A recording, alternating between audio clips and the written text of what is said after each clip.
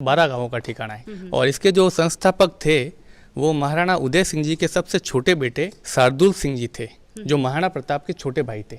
और हल्दी घाटी का युद्ध हुआ था और जिसके अंदर वो वीर गति को प्राप्त हुए थे। और ये जो ठिकाना था इसके अंदर जुडिशियल पावर भी थी। राम राम जी, मैं खुशबू थारो बहुत बहुत स्वागत है। आज आप पहुँचे हाँ पाली जिला के अंदर सुमेरपुर तहसील आवा है। बीजा जो गांव है सांडे राव बड़े आप पहुँचे। सांडे राव गांव है वो बहुत ज़्यादा फेमस है। बताई जा है कि भाई जो महाराणा प्रताप का पिताजी को नाम है उदय सिंह जी, बाका वंशिज जा रही और ठिकाना परिवार है बाका नीचे 12 गांव आवे ही और इस ही आका परिवार का लोग ही बमन मिले ही। आपका बहुत बहुत स्वागत है। पाली जिला में सुमेरपुर तहसील रहमान स्थित है। और ये जो ठिकाना है वो सिसोदिया वंश के राणावत हमारी है, तो हम राणावतों का ठिकाना है, 12 गांवों का ठिकाना है। और इसके जो संस्थापक थे वो महाराणा उदय सिंह जी के सबसे छोटे बेटे शार्दुल सिंह जी थे, जो महाराणा प्रताप के छोटे भाई थे। और यहाँ ठिकाने में आने के बाद उदयपुर से यहाँ पे आए थे। केवल 1 वर्ष या 2 वर्ष पश्चात हल्दी घाटी का युद्ध हुआ था और जिसके अंदर वो वीर गति को प्राप्त हुए थे। तो आज की तारीख में सांडेराव और इसके पास में खिमाड़ा, बांगड़ी, दुजाना कुल मिला के 12 गाँव है।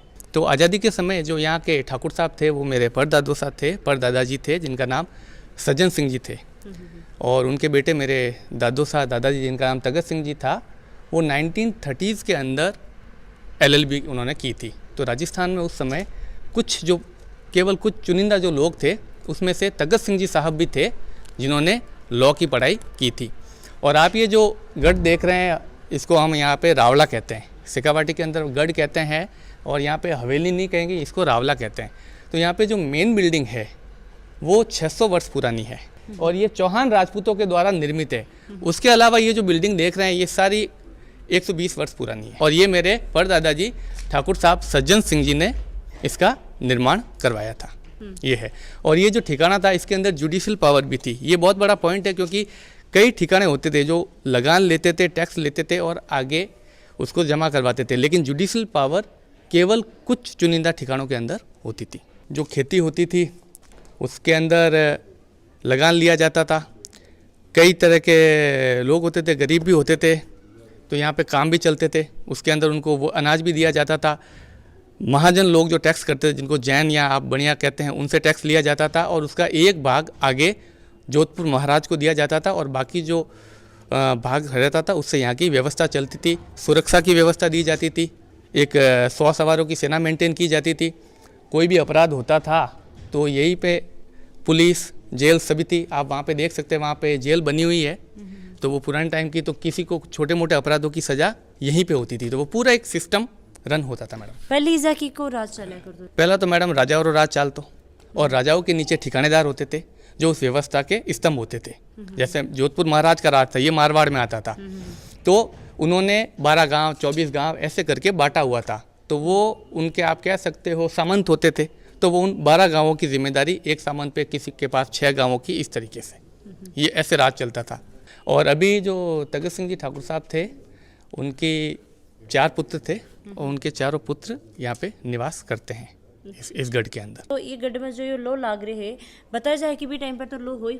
ये मैडम ये आप जो देखते हैं इसको अपने लोकल भाषा में हम लोग जो सीखते हैं इसको इंग्लैंड कहते हैं। और ये भी कहीं पे लिखा होगा, अगर अपन अगर आप जूम करके देखोगे तो मेड इन इंग्लैंड। ये सारा इंग्लैंड से इम्पोर्ट हुआ था क्योंकि बड़े बड़े हॉल बनाए गए थे और ये पट्टिया, बालू पत्थर की पट्टिया जिसको छीणे कहते हैं अपने राजस्थान के अंदर, तो वो लगाई गई थी। तो पट्टियों की साइज़ तो 11-12 फीट लंबाई में होती है। अगर आपको काफ़ी लंबा 40, 50, 60 फीट बनाना होता है तो उसके लिए ये इंग्लैंड से यहाँ पे आयात किया गया था, इंपोर्ट किया गया था, इंग्लिश स्टील।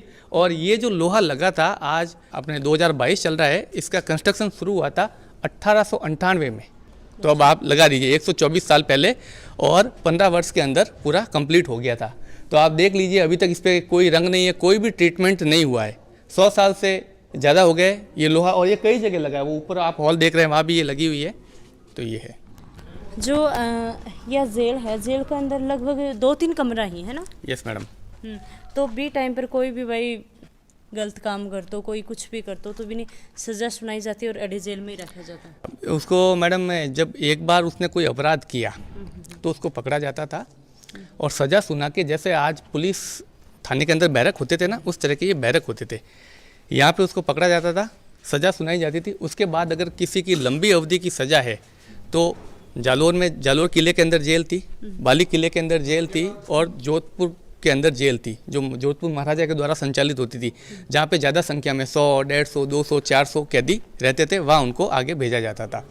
ये जेल है, और टोटल इस रावले के अंदर, गढ़ के अंदर 5 विंग्स हैं। 5 विंग्स मतलब 5 महल अलग ज़मीन से उठे हुए। 150 से ज़्यादा कमरे हैं मैडम।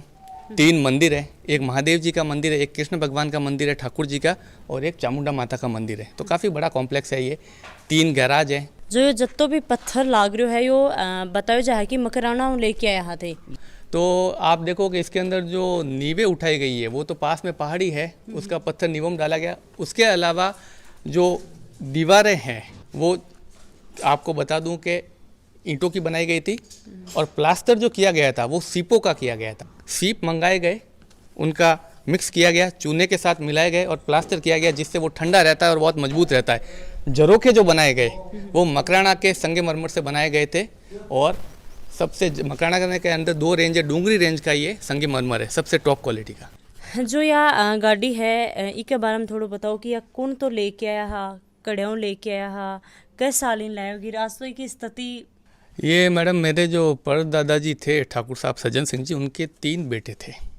तो उन्होंने अपने तीनों बेटों के लिए ये एक कार सेम मॉडल निकलवाया था। ये 1936 का। अच्छा, एक को कार। हाँ, 3 कारें। तो अभी तो फिलहाल एक ही है। हाँ, तो ये मेरे दादाजी की जो यहाँ रह गई, और जो 2 और थे उन्होंने अपनी पहले ही सेल आउट कर दी 70 के दशक के अंदर। तो ये 1936 का फोर्ड का मॉडल है, और इसका नाम है 68 मॉडल, 68 नंबर। तो ये उस समय भी वन ऑफ द एक्सपेंसिव अच्छी कारों में आता था। जैसे अभी कारें तो कई आती है, स्विफ्ट आती है, लेकिन अगर आप BMW की बात करोगे तो वो अलग कैटेगरी है। तो ये उस समय की लग्जरी कारों के अंदर थी। 3 कारें 1936 में निकलवाई थी तीनों बेटों के लिए। ये इकलौती है जिस भी कंडीशन में है, लेकिन अभी तक यहाँ पे सर्वाइव कर रही है। अभी तक जय भाई काम कुम तो इको करवा कौन रखी तो एक अलग चीज़ है, पर एक बारे में कुछ और ख़ास बात की मैं एक चीज़ सुनी कि 2 घंटा में या जोधपुर जाया करती।